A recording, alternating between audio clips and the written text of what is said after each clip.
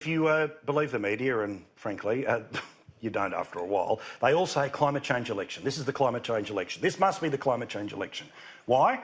Well, because it would mean the Liberals lose, right? So therefore, this is the climate change election. Forget the taxes, forget the negative gearing changes. It's only climate change that matters. One of the things that they rely upon here, Google searches to work out what people are actually looking at, and a poll that, unsurprisingly, Channel 9, geez, they're doing their bit, they've got their oar in the water and they're pushing hard here. Last night we showed you their online site that said that the election was already over, the race was over. What was the point? They're running on the inevitability tag here, and they say that more than 2/3 of adults regard action on climate as an investment in the future rather than a cost to the economy. It also appears there could be a mood for change among voters, with only 40% of those saying that they were feeling that Australia was headed in the right direction. Only problem is, Rowan, once you actually read into the story, it's not the number one priority of people at this election, even in a story that is parading to be such. Exactly. And if you actually look at polls where they ask people, what are your concerns, climate change comes in around 16, 17. In this, they ask the question, is climate change a concern of yours in this election? People go, oh, yeah, of course, I guess so. Or even, is it the major concern? So people answer according to the polls. The question, the real sad thing here is that this should have been the climate change election. And the reason people are Googling it, because they get all this information, all this propaganda from the left about electric cars and we create jobs and renewables and targets and all the rest.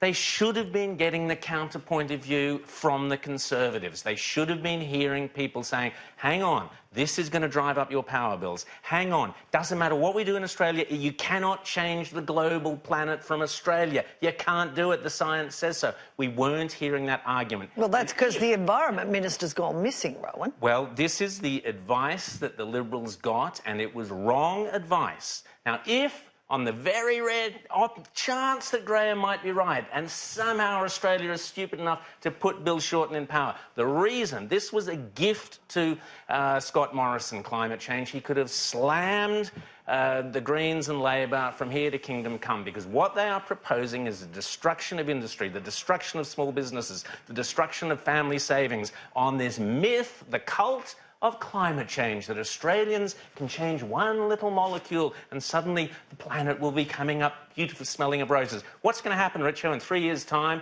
if we do have a Shorten government, when all these measures have been put in place and the planet's temperature is exactly the same? Will we get a refund? Will you give it all back? We have to have this same argument all the time. It's boring. Well, it's boring to the people of Australia because they're not getting the truth. I think you've had a pretty fair go. A pretty fair go. The problem that you've got is that if you like the idea of climate change and you think something's got to be done about it, you believe in it, then what you know is if it's happening around the world, you can't then stand by and say, well, we don't have any effect here, therefore we'll do nothing. You have to show that you believe. And that's what's happening here. And the problem you've got is a great mass of Australians do believe in it. I mean, it is a very popular thing to believe in. And I don't know what you do about that. I mean, I know you can pass a vote of no confidence in the people, but the people actually believe in climate change and want something done about it. But interestingly, the AFR followed up on this and again turned to Google searches to prove that this was the number one issue at the election. Well, let me read the whole top 10 to you and about whether it goes Team Red or Team Blue here. Number 1, climate change. Number 2, immigration. Number 3, voter registration. Number 4, negative gearing. Number 5, employment. Number 6, Indigenous issues. Number 7, pensions.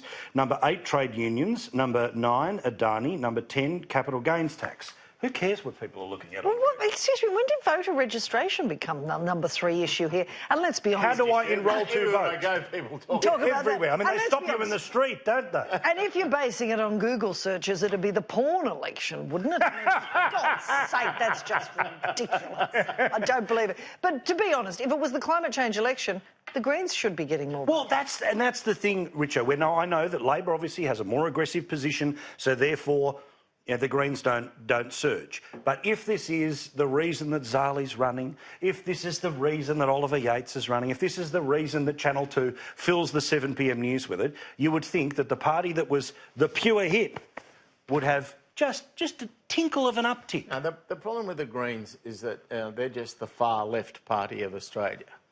And so they hit 10% and they've stayed there for the last couple of decades.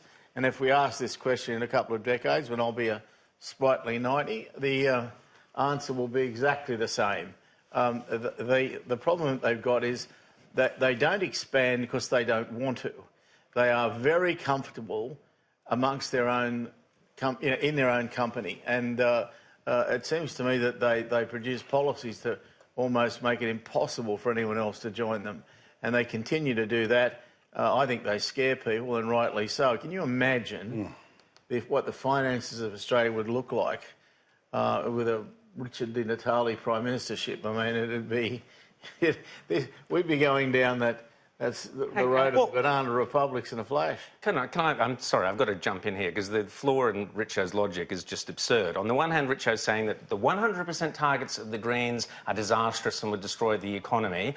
The 28% targets of the Liberals, that's doing nothing. I'm not showing about caring for the planet. But suddenly, magically, the 45-50% target of Labor is just sweet nirvana. This is nonsense. The Liberals this are doing is nothing. lunacy. Sorry, you just did. You said that people will not vote for someone doing nothing. They want something doing it. The Liberals are doing something, 28%. Your own logic doesn't stack up. If 50% is better than 28%, then 100% is better than 50%. By your logic, people should be voting for the Greens. Yes, they are mad lefties, so are the Labor Party. That is your logic. When did that become logic? That's just rubbish. Very simple. No, it's not. That's rubbish. So what's correct? It's not what I said. Why is you're trying to put that in there.